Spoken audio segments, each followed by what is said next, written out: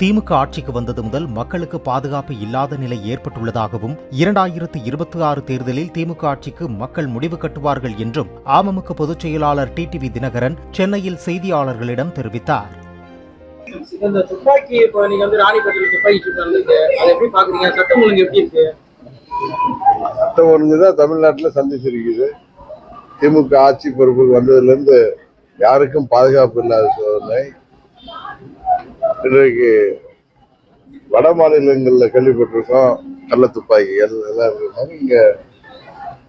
இன்றைக்கு ராணிப்பேட்டையில துப்பாக்கியால் சொல்றது, இது போன்ற இன்னும் போதை மருந்து பழக்கம், கூலிப்படைகள் என யாருக்கும் பாதுகாப்பு இல்லாத ஒரு மாநிலமாக தமிழகம் இந்த திமுக ஆட்சியில,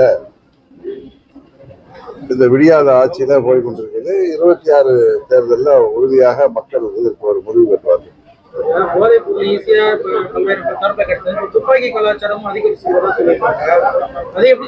அதுதான் சொல்றேன், அதுதான் சட்டம் ஒழுங்கு சந்திச்சிருக்கிறது. முதலமைச்சர் ஏதோ தமிழ்நாடு மிகவும் அமைதியாக இருக்கிறதாக அவர் ஊடகங்கள் வெளியிலையும் சொல்லிட்டு இருக்காரு. ஆனா உண்மையில் அதெல்லாம் மக்கள் கொதித்து போயிருக்காங்க. தமிழ்நாடு இதுவரை இப்படி ஒரு மோசமான ஒரு மக்கள் நலனில் அக்கறை இல்லாத ஒரு குடும்ப நலனை மாத்திரம் குறியாக கொண்ட ஒரு ஆட்சியாக நடைபெறுகிறது. இதற்கு நல்ல முடிவை 26 தேர்தலில் மக்கள் கொடுப்பார்கள்.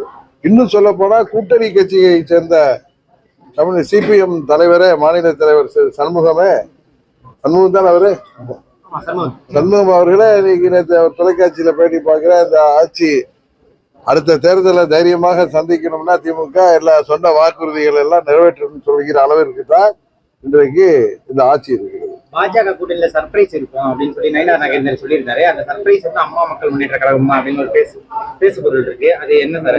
சர்ப்ரைஸ் நாங்க ஏற்கனவே என்டிஏ கூட்டணியில இருக்கோம். வேற சர்ப்ரைஸ் இருந்தாலும் வெயிட் பண்ணி பார்ப்போம். நாங்க 24 பொது தேர்தலில் மோடி அவர்கள் மீண்டும் இந்தியாவின் பிரதமராக வந்தால்தான் நாட்டிற்கு வளர்ச்சிக்கும் பாதுகாப்புக்கும் உகந்தது என்கிற முறையில நாங்கள் இந்த கூட்டணியில இருக்கின்றோம். தேர்தலில் எங்கள் கூட்டணி வெற்றி பெறும் என்கிற நம்பிக்கை எங்களுக்கு. பாஜக ஆட்சி தான் இருக்கும் 2026 அதிமுக ஆட்சி, அவங்க கூட்டணி ஆட்சி இருக்காது அண்ணாமலை சொல்லியிருக்காரு. ஒவ்வொருவரும் அவரவர் கருத்து சொல்லுவாங்க. அதுக்கு நயினார் நாகேந்திரன் தான் நீங்க கேட்கிற, அவரு தான் பதில் சொல்றாரு. ஆமா, மாநாடு 22 நடக்குது.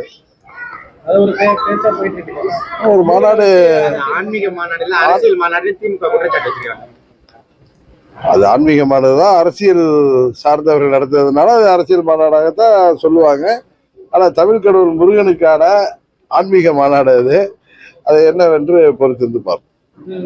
நடிகர் விஜய் கட்சியோட 2026 அதோட தாக்கம் எந்த அளவுக்கு இருக்கும்? அது நீங்க தான் சொல்லணும், தமிழ்நாட்டு மக்கள் தான் முடிவு செய்வார்.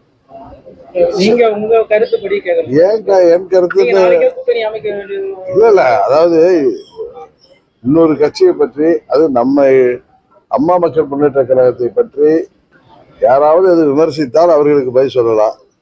நம்மை பற்றி எதுவும் சொல்லாத ஒரு கட்சியை பார்த்து நாம் ஏன் விமர்சனம் செய்ய வேண்டும் என்பதுதான் என்னுடைய கருத்து.